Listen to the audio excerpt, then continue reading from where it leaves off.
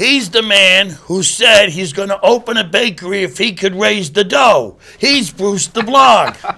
And he's the guy who comes up with a bad joke every week about me.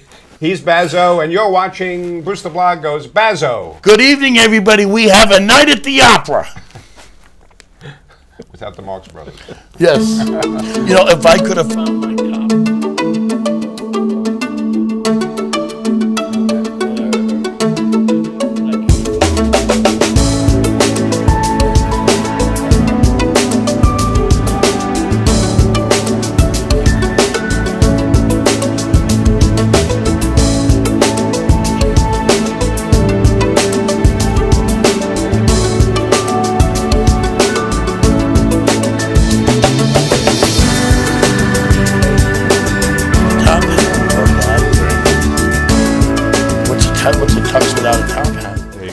Hello, everybody, and welcome again to Bruce the Blog Goes Bazzo.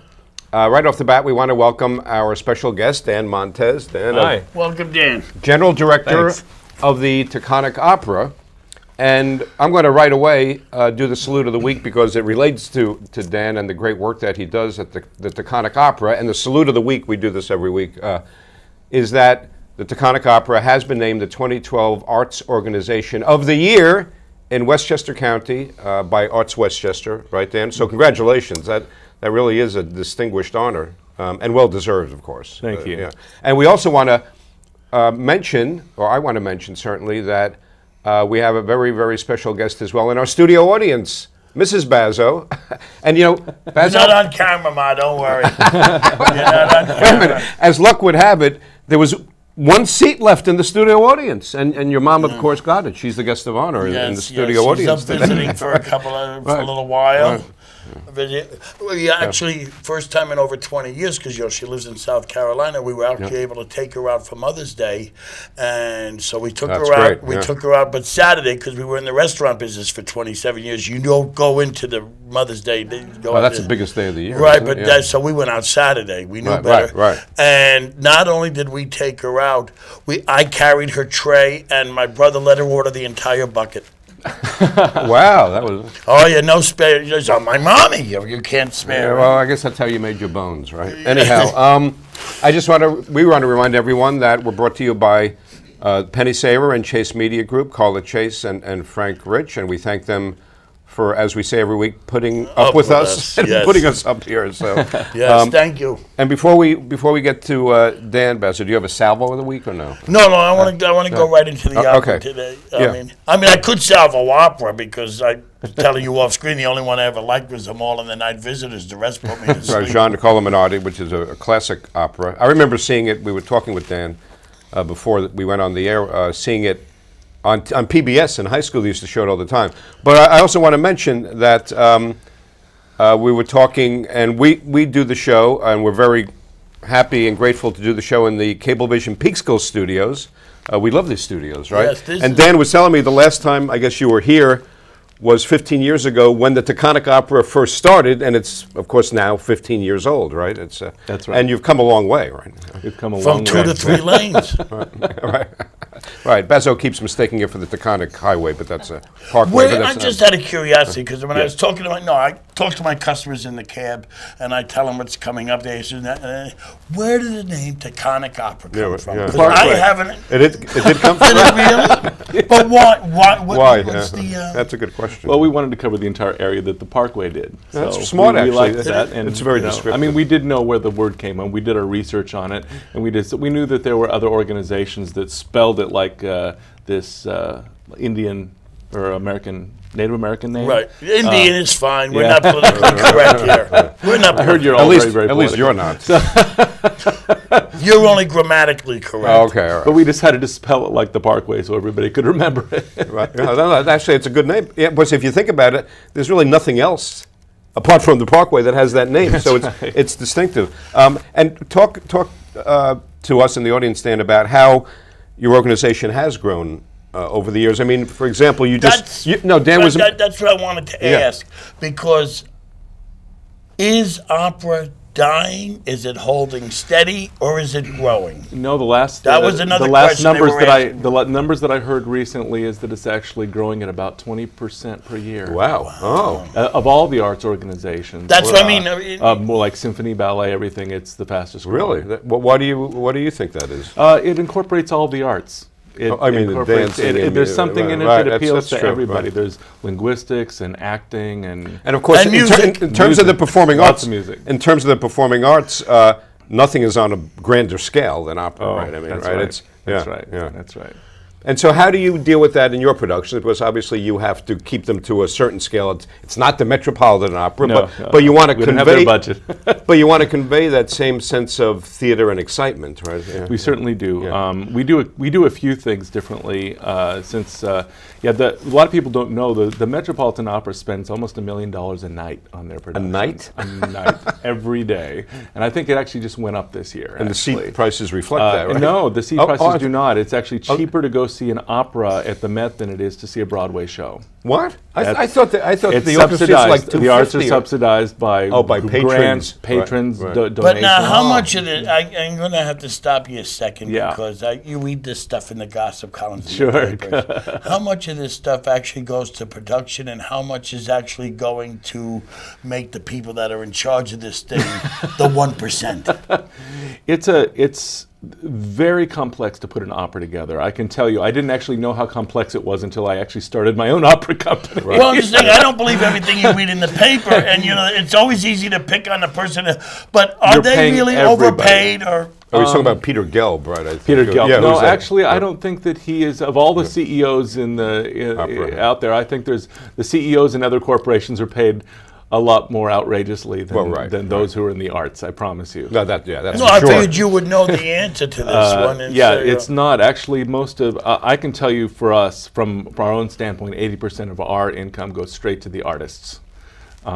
It's not much different when they have lots of unions at the Metropolitan Opera, and so they have union choruses, union grips, people that pull the curtains. They just had a big controversy with the orchestra. Didn't they just have a big controversy? Didn't they just have a big controversy with the unions and the choruses? There's always some union that's having a controversy. No, but they were going to shut down a whole whatever. That was with the New York City Opera more than with the Met. The Met's actually being very successful right now, and it's actually helped them a lot to create these big HD programs that they're taking into theaters right now, where people can watch live what's happening. Well, that's true. They do that at the Paramount Theater, and that's a very good point, Dan. Like when Dan mentioned how opera is the one genre of the popular arts that is growing.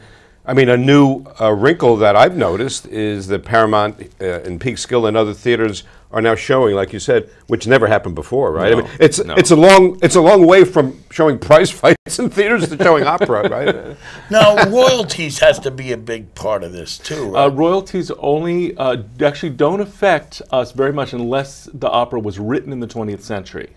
If it's before then, the copyright lapsed. And so we can perform any Mozart, Puccini, Verdi opera that we want to, pretty much. Well, something like a Samuel Barber Those were three different people, right? Samuel Barber would be different. 20th century, Menotti or Samuel Barber, your Amal and the Night Visitors would cost royalties. Right. But the majority of operas that we perform are free. Now we want to get back to the Taconic Opera. So I know, Dan, like you were saying, you're a very multi-talented musician. I know you're a concert pianist, you said a conductor, composer, obviously a tenor, a vocalist. Right, a tenor, not an aider. He's a tenor. And by the way, Dan also does the Taconic Opera website, which is very good as well. But I know you have coming up very shortly an oratorio, and you said you conduct the oratorios. Yeah. What is an oratorio? An oratorio is like Handel's Messiah. It's a choral piece with soloists. That usually is between 1 and 2 hours, and it's you just stand and sing. There's no costumes, nothing like that. So, like Brahms' Requiem, Mozart Mass in C minor. Those are called oratorios. And I know Bernstein wrote one called Mass. He wrote the Mass as well. Right, there were thousands of masses that were written all throughout the ages in different periods by different composers. And this particular Mass is very interesting. It was written by Rossini, who wrote The Barber of Seville. He's the one who wrote the Figaro stuff. I mean, even the Little Rascals sang the Barbarella. Right.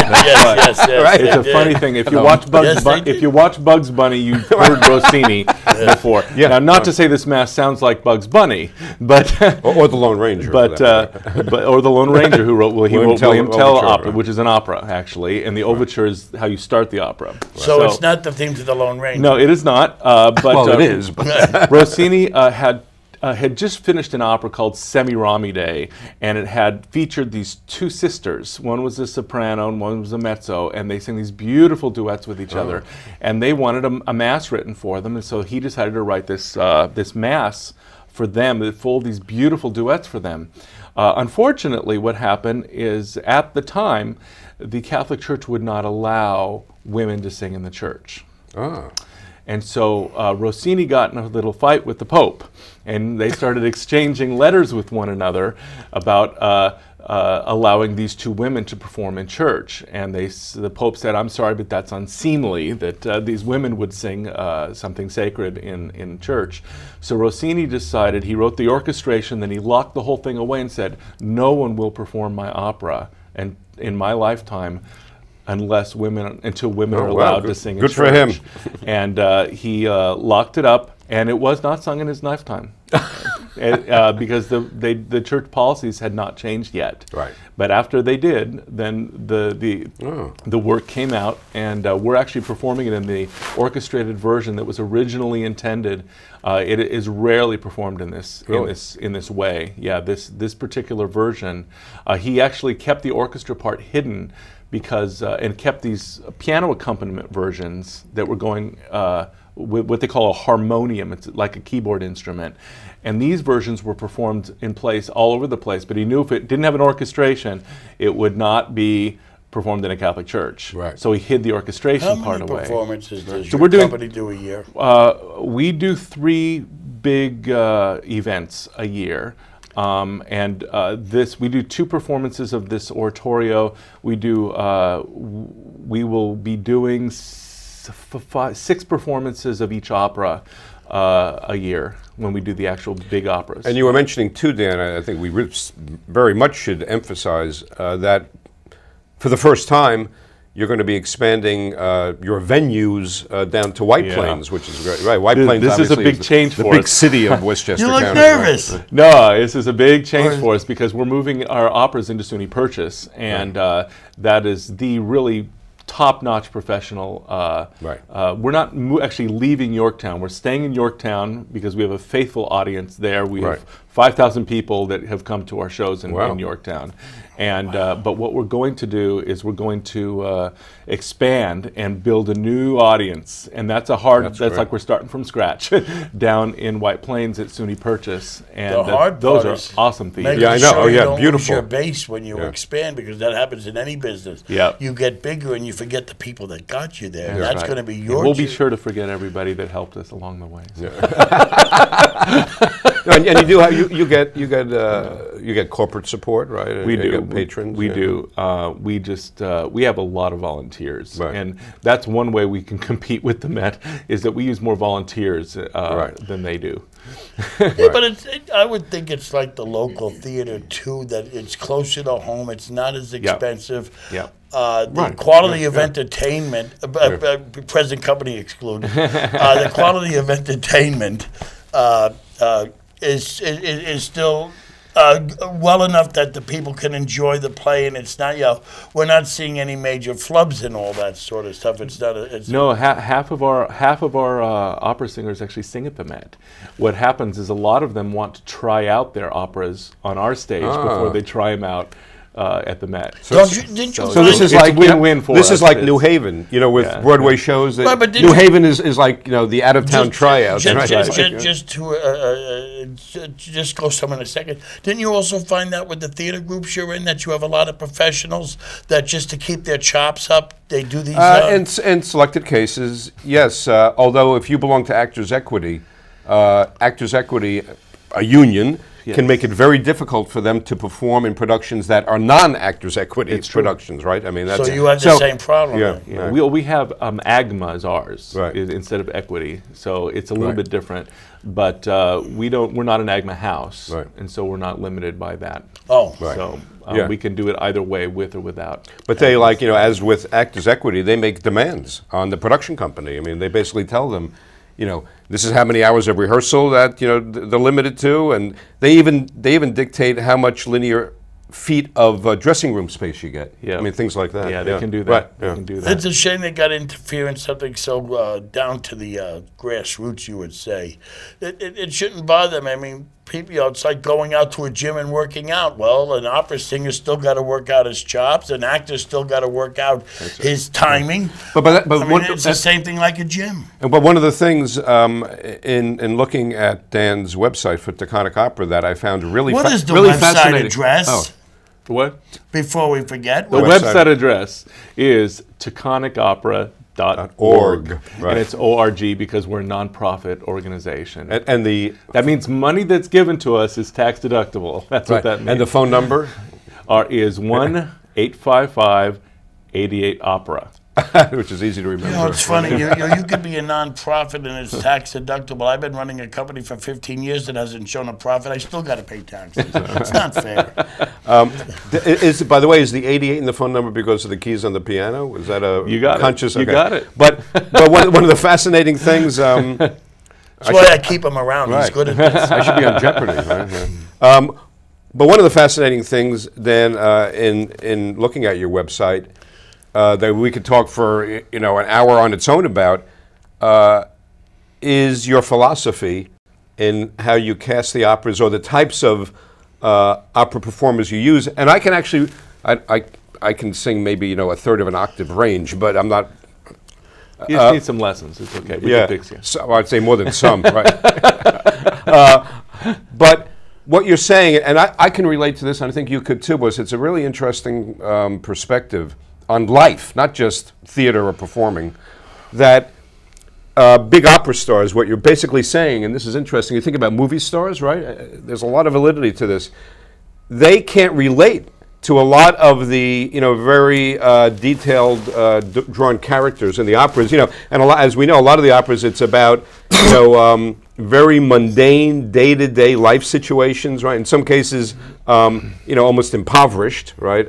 Depending on the setting. And you're saying somebody who's like a superstar opera performer, they could be a great singer, but on the acting level, they can't begin to relate. We have sort of a problem. Well, number one, there's a difference between entertainment and art. Okay, art is supposed to help us to become better people, and if the person presenting that art doesn't even know what it's like to be a real person, because they're on the road all the time, going from city to city, they've never. Sounds like the criticism of a presidential candidate. They don't have families, they don't have communities, they don't have things that. It's very, very difficult to maintain. They live a very rarefied existence. It's very, very difficult. But that's only in the United States, actually, because in the United States, it's a flavor of the month. Like you're in one city for a month, then you go to another city and another city and another.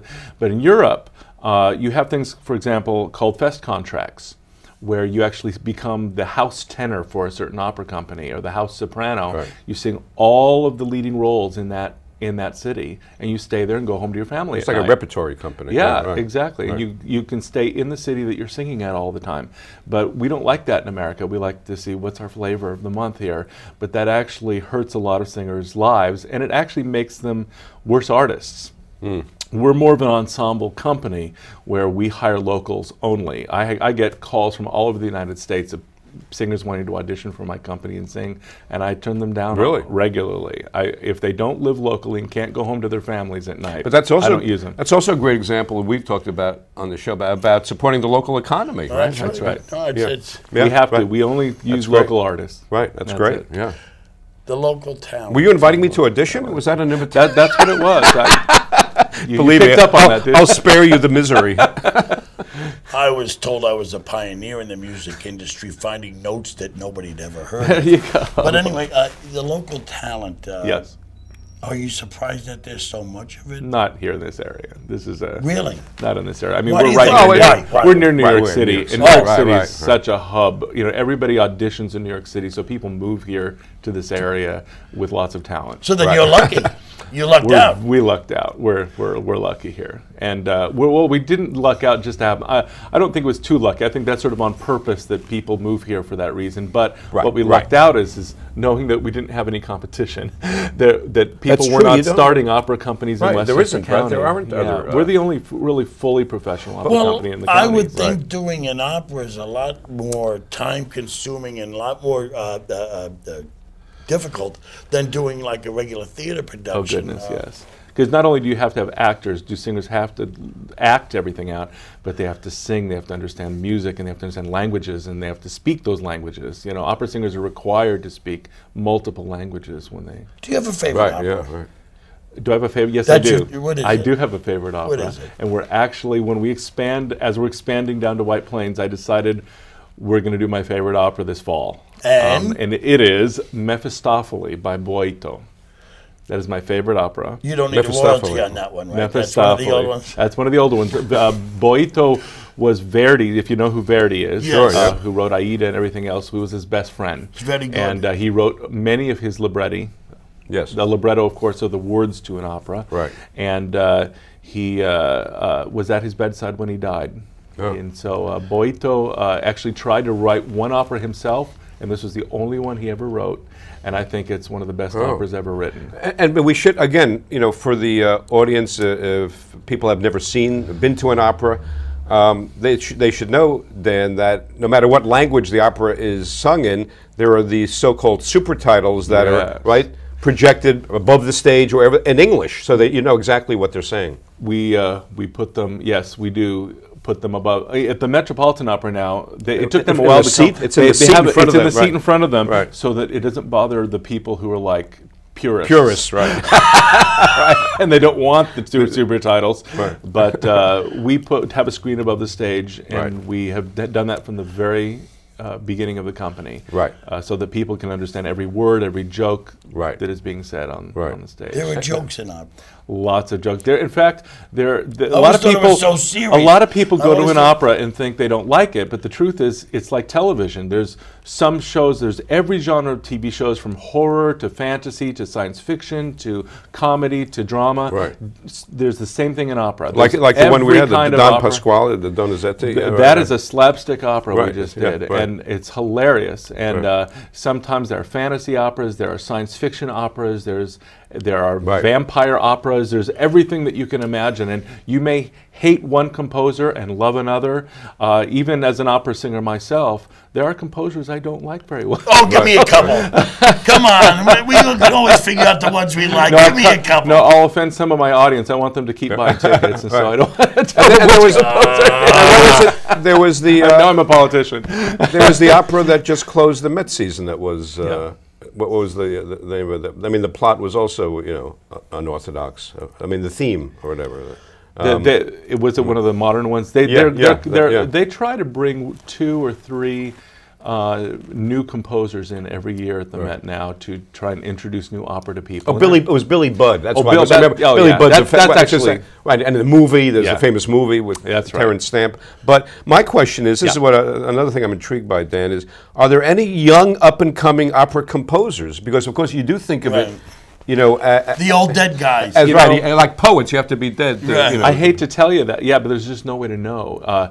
There's a lot of young composers out there, and a lot of opera composers that are out there right now, but you don't know, as they perform their works, you see which ones stay and which ones don't stay. And right now, it's just hard to know. It's really hard to know who's going to. But aren't there new operas there are new operas being mounted all the time? And the Met does 2 or 3 years. The New York City Opera was doing 2 or 3 I mean, first-time mountings of the opera. First-time mountings of the opera.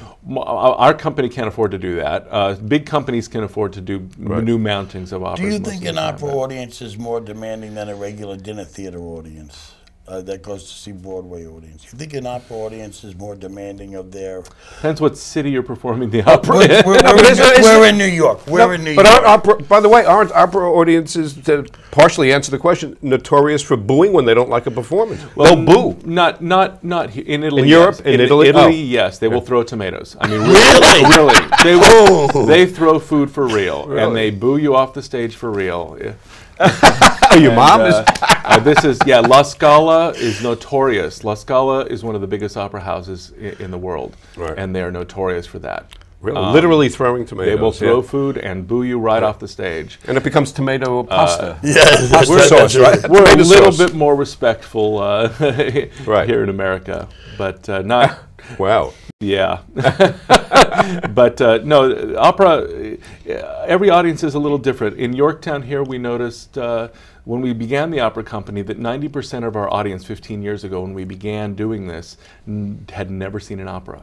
Yeah, so I can believe it. we educated them about opera for the first time and created a new... Well, that's got to be a feeling of accomplishment, a satisfying feeling when you're dealing with new people, and then you see them come back. Right. It's like I love this. I had no idea this is what opera is. Right. I mean, it's like a teacher that sees their student go on and into what they were teaching. And we also did a lot of things to try and reach these people. Like half of our operas in the beginning, we actually modernized them and made them very, very crazy. Updated them. Updated the operas, sort of like they do at Boscobel with the Shakespeare, you know. Right. We did the same thing, and that actually helped people come back and also created a younger audience as well. No, and the reason I was asking about, up-and-coming composers of opera is, it seems to me, if there isn't already one that exists, it's only a matter of time before there's a rap opera, right? I mean, really. Don't you think there's going to be a rap opera? No, because there's no... I knew he'd say that. Because there's no pitch involved. Yeah, you need Oh, you ruined notes. this. You really ruined this by saying that I have a customer. She's training to be an opera singer. Yes. She is. And Oh, really? yeah. And we have a niece who's... Well, not that they who's would going incorporate rap in addition to the opera on But top I of keep it. teasing her that she should break out into something new and do a rap opera. That would be interesting, but Two great minds think alike. It could be in the.